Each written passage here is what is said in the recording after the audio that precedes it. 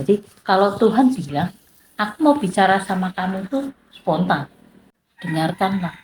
Siapa bertelinga, hendaklah ia mendengar. Intinya mungkin banyak orang yang nggak mau mendengar firman Tuhan, atau mengeraskan hatinya, nggak mau dengar firman. Tapi ternyata yang dimaksud Tuhan, dikatakan siapa bertelinga, ya hendaklah ia mendengar.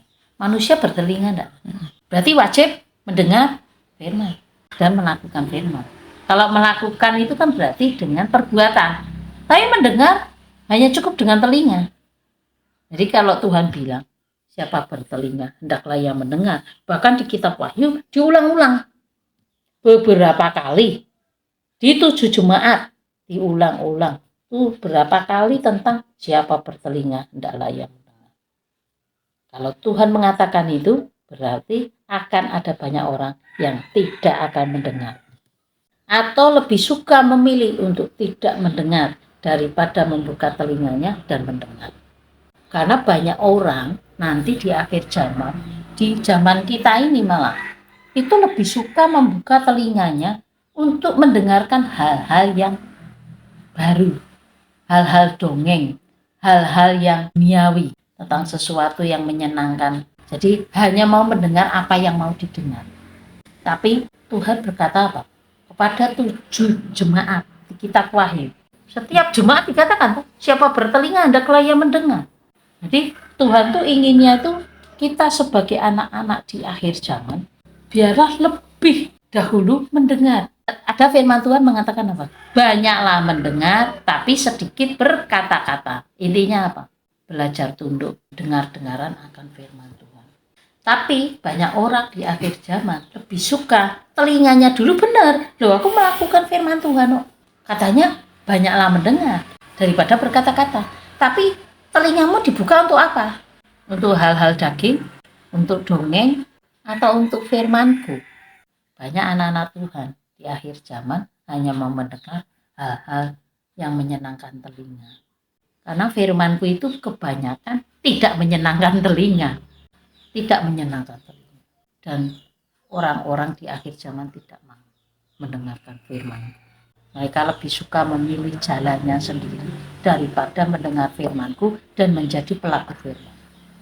Tapi yang ingin aku dapati di setiap domba-dombaku adalah orang-orang yang mau mendengar, dengar-dengaran, dan jadi pelaku firman. Itulah nanti yang akan disebut di dalam kitab Wahyu orang-orang kudus. Orang-orang pilihan yang sedang dipersiapkan untuk menghadapi kedatangan musuhku, antikris. Jadi kalau domba-domba terpilihku sudah siap untuk masuk pada masa itu akan terjadi dalam waktu. Tapi banyak domba-dombaku yang lain yang tidak siap, yang hanya mau dinina-bubukkan telinganya oleh dongeng-dongeng, oleh hal-hal yang mengenakan telinganya, sehingga mereka tersesat. Tidak mudah untuk hidup di akhir zaman ini. Detik-detik terakhir ini aku sedang mencari, bahkan mengumpulkan domba-domba pilihanku. Di detik-detik terakhir zaman ini sama-sama anak-anakku, tapi mereka sebenarnya bukan semuanya adalah domba-domba terpilihku. Pernah aku sampaikan lewat perumpamaanku kepada murid-muridku tentang mana yang domba, mana yang kambing. Di antara domba-dombaku pun masih harus kusaring kembali. Mana yang domba terpilih, mana yang domba tapi kambing, bahkan mana yang domba tapi serigala. Jadi perhatikan, ini firmanku dan ini sangat penting. Aku sedang menanti setiap domba-domba terpilihku. Aku sedang mempersiapkan domba-domba pilihanku, orang-orang kudus. Mereka lah orang-orang pilihan itu. Apakah itu ditemukan di dalammu?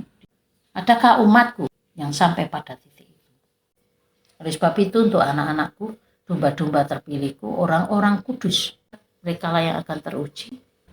Mereka akan menerima mahkota dan memerintah bersama-sama dengan aku di dalam kekekalan. Jadilah orang-orang pilihan itu.